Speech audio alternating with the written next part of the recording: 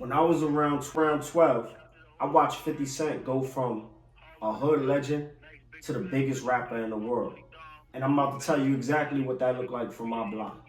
Welcome to Hip Hop Insights. When 50 first came and I met and I heard about him, it was like 2002, 2003 early. I remember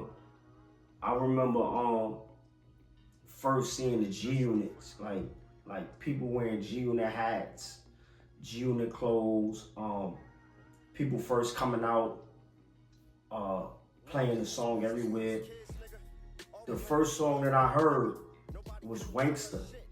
That was the first song that I heard that hit all over. And I'm sitting there like, I was a kid, I was probably like 11, 12 years old. So I'm hearing the song Wankster. You say you a gangster, but you never pop none with his son in there. And you like, yo, who is this dude? He blowing up. He taking over. And he coming.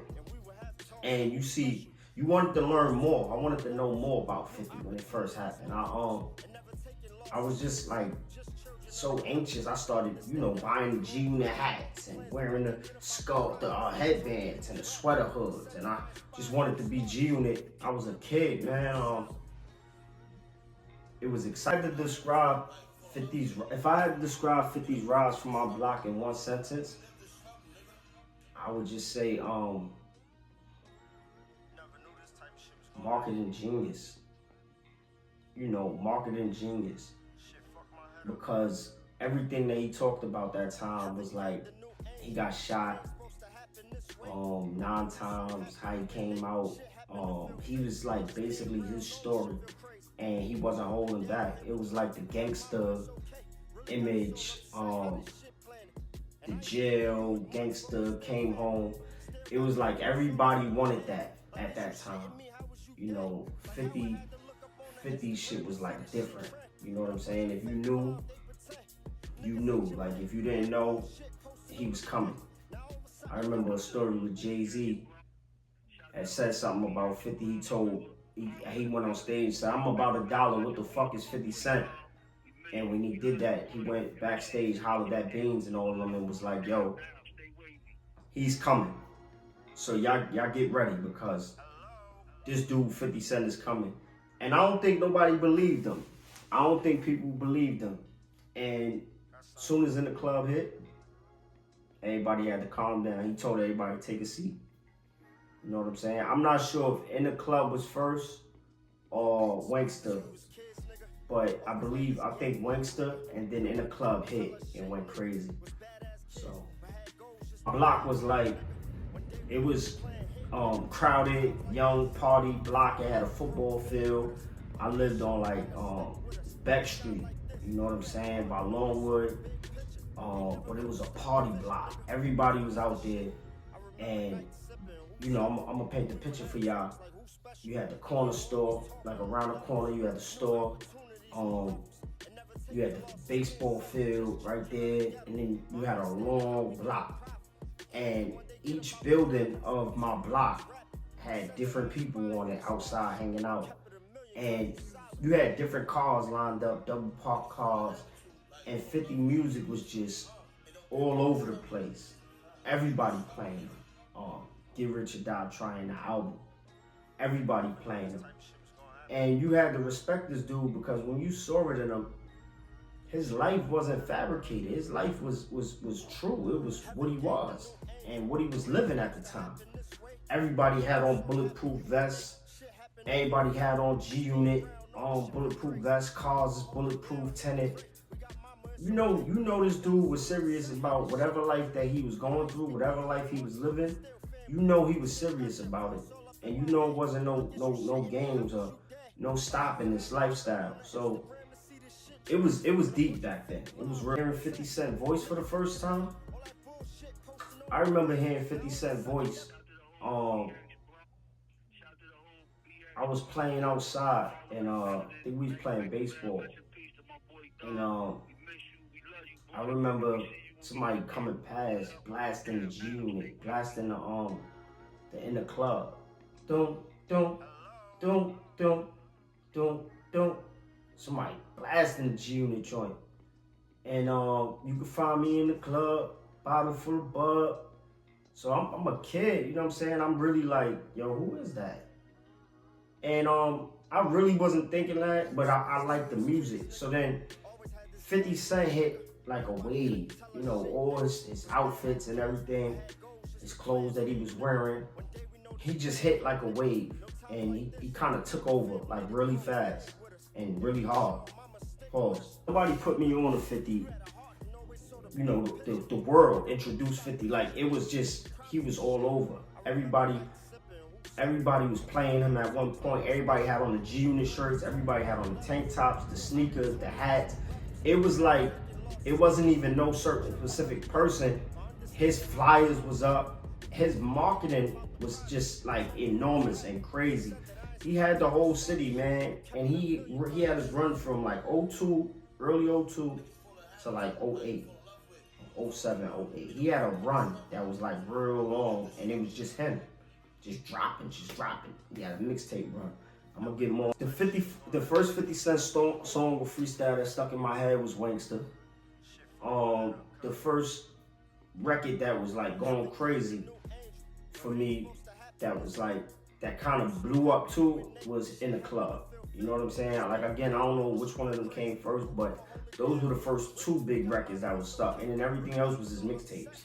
Like he had records, but it was the mixtapes. Them niggas changed the game with the mixtapes. 50 Cent, Lloyd Banks, Tony A was locked up.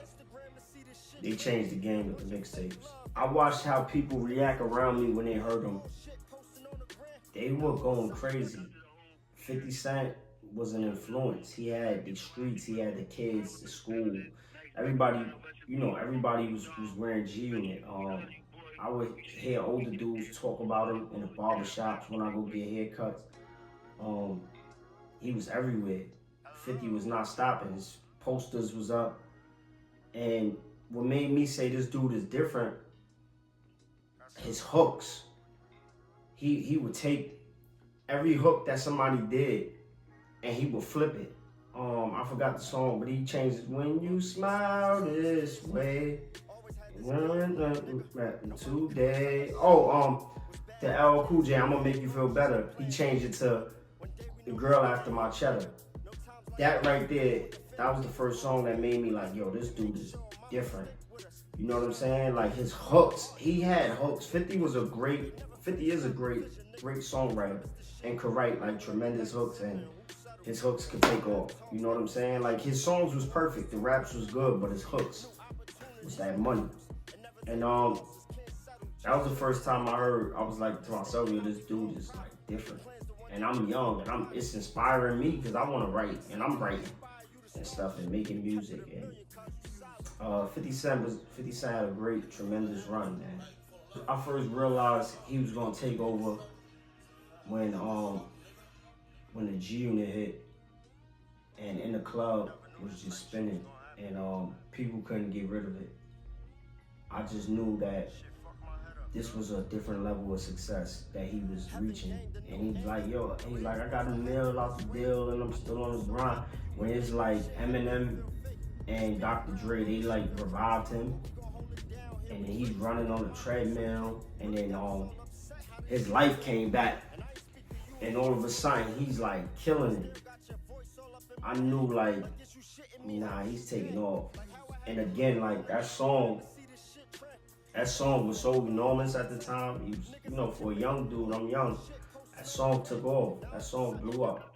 That shit was so enormous, you couldn't stop it. You couldn't get it out your head if you wanted to. You know, 50 Cent career blew up instantly, and he was young, 26 years old, young cat. I was home when I first saw the video. I was in a house, because back then I was like 11, 12. They didn't have computers or anything like that. Like, I guess they was just starting the computers and stuff. They had computers, but it was just starting. It wasn't like social media or the internet, this big breakout. It was still like Boost Mobile phones and Nextel and flip phones, and this was early. So I believe I was in a house, and I first got introduced to In the Club. And the way it made me feel was, for a kid, was like, yo, I can make it too. You know, I could make it because I was so intrigued in hip hop. Like I'm a real hip hop head, so I was intrigued with what he was saying, the words and everything, and the lyrics, and I just was like, it was something that I loved, man. And I can't, I can't fathom that. It was something that I loved. When 50 got big, what were people saying and listening to? People were really just like hooked on him. Like he was, my block wasn't really. My block was really bumping him a lot. They were bumping him. They were bumping Lloyd Banks. They were one of them dudes looked like Lloyd Banks, so he had all the girls out there. We called him Lloyd Banks. He would bump Lloyd Banks. The hood was just like the hood was fascinated with who he was, man. And at this time, it was battle raps going on, so there was a lot of battling too. And I was young battling, but for some reason I love music. I love the concept of it. I love how to create it, how to sound, how to put the hook to the beat. I used to practice on cassette tapes back then, and I would practice and had the cassette tapes outside, and this was different, man. This is from my neighborhood with the Ja Rule beef. They were like, it was controversial because Ja Rule was out before him. So a lot of people like Ja Rule because Ja Rule had hits, but then 50 took Ja Rule like his singing, and 50 started like harmonizing on these records and kind of killing Ja Rule with his own flow. And he was crushing the Murder Inc. and anything that was like a part of it, anything that was trying to get in the way, he was crushing them. He came at Fat Joe, Jadakiss, whoever was around at that time back then that was trying to come and beef with 50 Cent or take Ja Rule's place or even being his partner.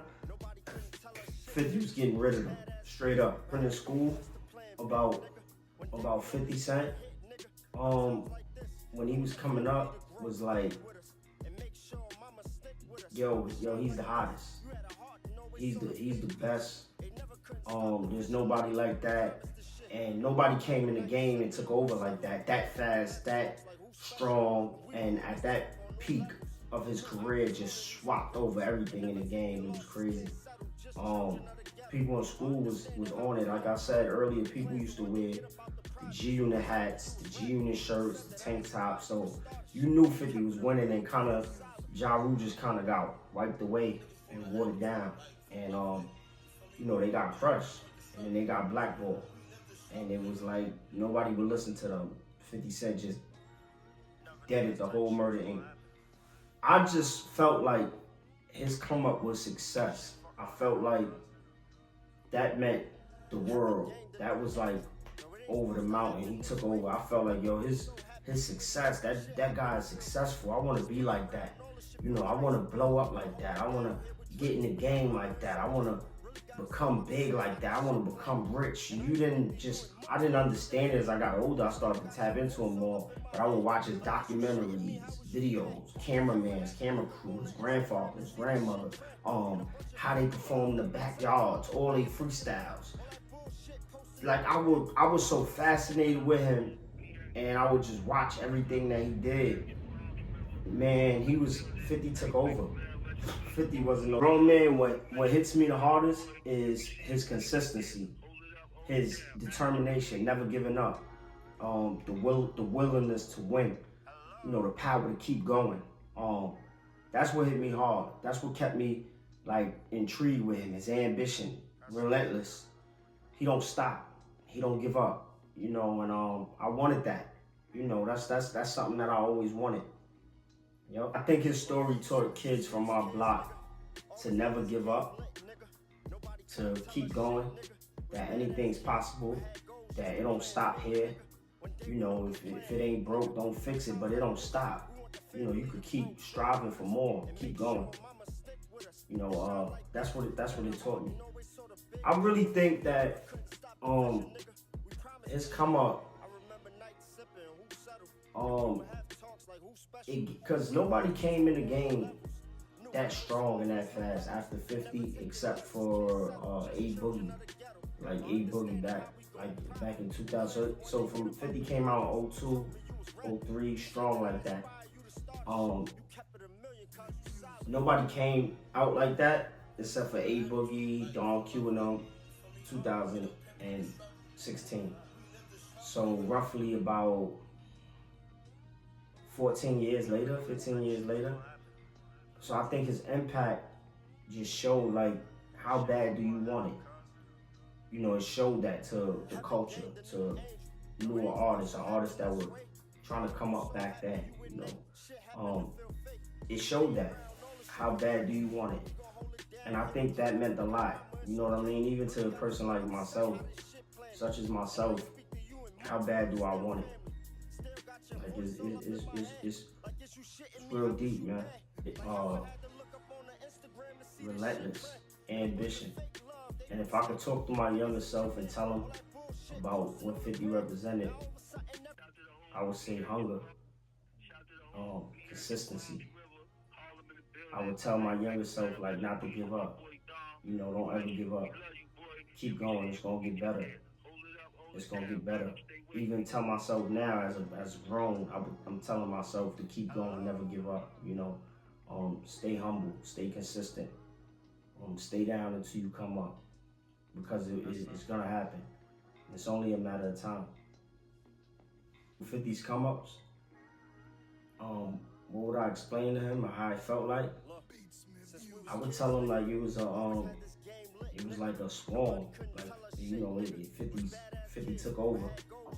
And to get to that level, you gotta stay hungry and you gotta stay down and you gotta stay consistent and you gotta want more for yourself, you know, and never get too big. You know, it's more about the program. Nobody can never be too big for the program. And to always keep that in mind and stay grounded. Drop in the comments about 50 memories, what memories you have of him when hip hop started. Not what memories you got of 50 Cent when he first came out back in 2002, 2003. Let me know what y'all think. Like, share, subscribe, comment below, hit the notification bell, and drop in the comments of the memories that you got of him. And let me know what y'all think. And I'll see y'all in the next one. Look at my other videos too. Watch my other videos too. Hip Hop Insights. I'll see y'all in the next one.